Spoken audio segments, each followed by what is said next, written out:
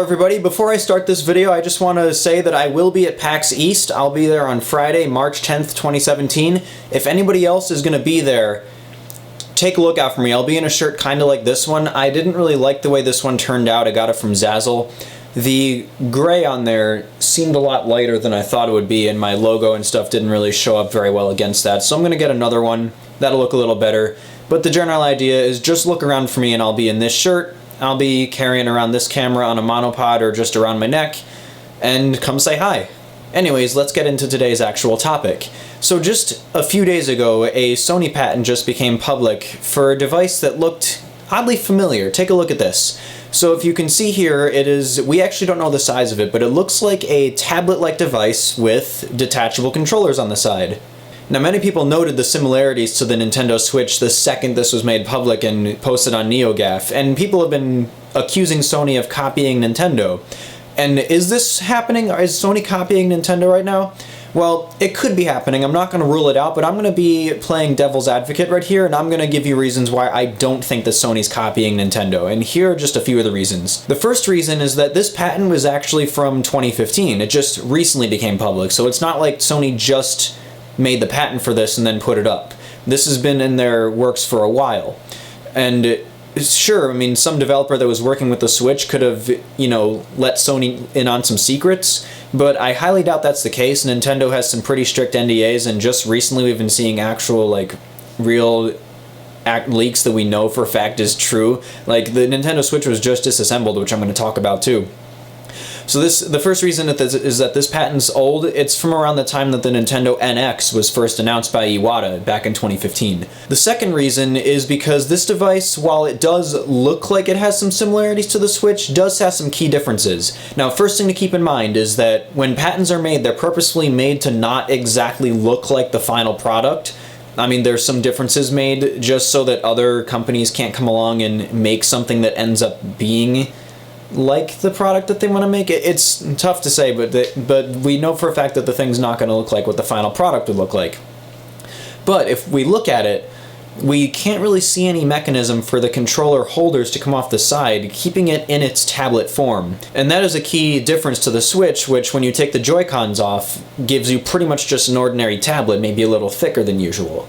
So the second reason, the thing isn't exactly, you can't remove the controllers from the side without those holders still being in there. At least not from this patent, you can't see that. The third reason is that the whole idea of a tablet with detachable controllers that can hook to your TV and play high-end games on the go, that wasn't invented by Nintendo nor Nvidia. In fact, that's not really something that is a new concept. It's been around for a few years. There's a few tablets that come to mind. The earliest one I can think of is the WikiPad, which is from like 2012 or so. There's also the Razer Edge Pro, which was probably the most popular one, and then there was the Morphus X300 or something like that we kind of saw October 2015 or so. These are all tablets with detachable controllers that pull off the sides and can play full-fledged games, like real full-fledged games. So the whole idea behind the Switch isn't really a new concept, even though that's what Kimishima said a few years back. So Sony copying that design, it's more likely that they got influenced by those tablets rather than by Nintendo. So reason number three, there's other devices like the Switch on the market. Nintendo Switch is just the first one done by one of the big game companies. And the last reason is because Sony already has a home console side of the equation figured out. Their PlayStation 4 is dominating the market right now.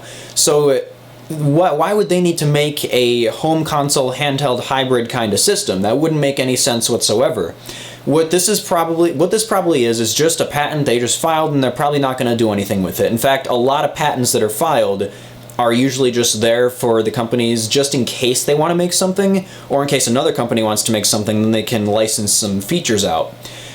But Sony already has the PlayStation 4 all figured out. It's there. I have my PlayStation 4 Pro sitting right there, and there's PlayStation 4s, Slims, and Pros, around 50 plus million of them just on the market. There's tons of them. So Sony doesn't need to make a home console handheld hybrid. Their handheld side of the equation, however, they did pretty well with the PSP. They sold about 80 million units, which that's half the DS. That's pretty good. They did blunder with the Vita. Think about it though, Sony is a Japan-based company, and in Japan, handheld gaming is way bigger than it is in the US. There's a reason why you can go through Japan and get street passes like nothing with the 3DS, and you see people with Vitas everywhere. Yeah, there's people with Vitas everywhere in Japan, and that's because everybody's in an on-the-go kind of lifestyle. There's not much room at home to put a game system in a dedicated large TV or computer set or all that. Japan's got more limited space, and people do a lot of public transportation, so they use their handheld gaming systems. That's why the Vita, even though it's pretty much flopped everywhere, is still pretty solid in Japan. So Sony, being a Japanese company, would want to make a successor to the Vita or the PSP because they want to stick with that market. They know that there's still demand for it, at least in their home country. Maybe not everywhere else, but in their home country. So what this is, it would be some other type of handheld that they're making. Why they would need detachable controllers with that strange design, I don't know. We don't even know how big this thing is. This thing could be fairly small like the Switch, it can be humongous. We don't know. But we know that Sony would probably be interested in getting back in with the handheld market. That's actually one of the big reasons why the Switch is a handheld console hybrid to begin with, is because they know that the West likes their consoles, and they know that Japan likes their handhelds, so they can kind of get both markets without having multiple devices.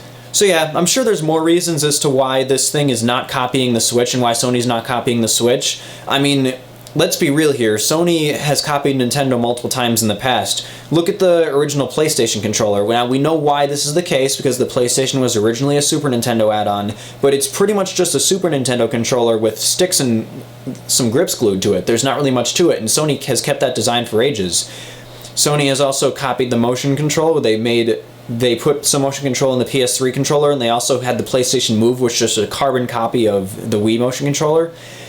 Sony's copied Nintendo before, so if they did it again, it wouldn't surprise me, and I'm not ruling it out. Like, if the Switch is super successful, we could see other companies following suit with similar designs. The problem is, though, a lot of these companies that have tried this design before haven't been successful. The Razer Edge Pro was kind of a flop, the WikiPad was a flop, and the Morpheus or whatever it was, nobody wanted to buy that design, so that was a flop too. But I still don't think that this is an act of Sony copying Nintendo, yet. They could do it in the future, but I think this is just a patent they filed, and they were inspired by these designs just in the way Nintendo was, and they just recently made the patent public for who knows what reason. Anyways, if you liked this video, please drop a like. That would definitely help quite a bit. Leave some comments on some reasons why you think Sony is copying or not copying Nintendo in this case. What do you think about this patent? I'm actually really curious. If you like multiple videos of mine, or you just really, really like this one, hit the subscribe button. Come on, join me. You've already got over 5,000 people right now at this time this video is posted, so come join them, keep up to date for all my videos, and I'll see you guys on the next one.